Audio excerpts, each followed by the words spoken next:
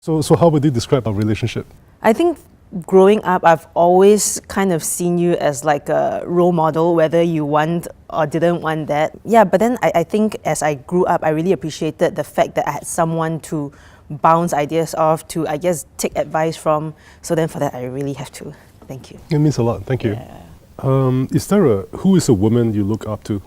Interesting. I think that there are some female filmmakers I really admire, like Jane Campion or this English filmmaker called Lynn Ramsey, and of course like Angela Merkel. They're doing stuff that's like totally not easy because they are the true trailblazers.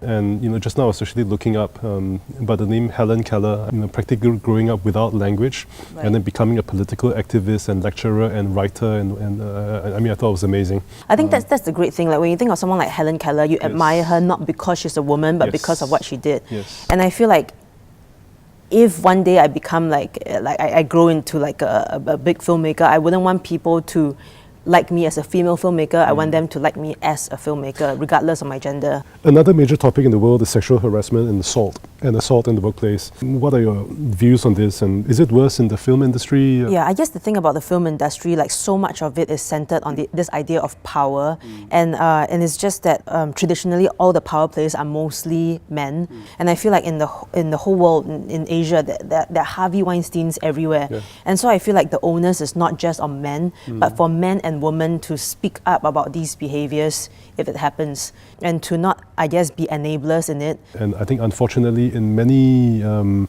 industries, in many workplaces, it's a reflection of the inbuilt biasness that already exists in society. Yes. So there are no real easy answers. You can legislate, Right.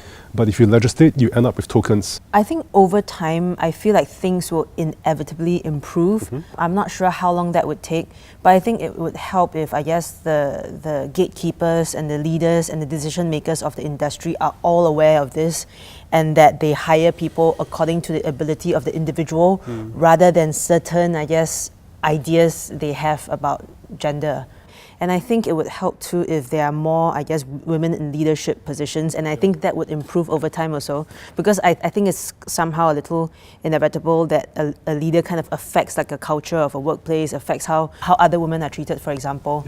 Yeah, so I think that would, those things would help. I think you can put processes in place to improve things. So for example, when we interview for any management position, the interview panel must include a woman, because then you filter away the male biasness and everything. But I think it's wrong to say that at least half the leaders in any company needs to be women, because in the short term, I think that actually results in resentment. But it takes an Angela Merkel, for example, to prove that a woman can rise to the most influential position in all of the EU. And if a woman can do it, it means that women can do it. So you almost have to celebrate success stories. Until we get to an equal society, we are missing out on 50% of the talent, and I think that's just not a good place for us to be.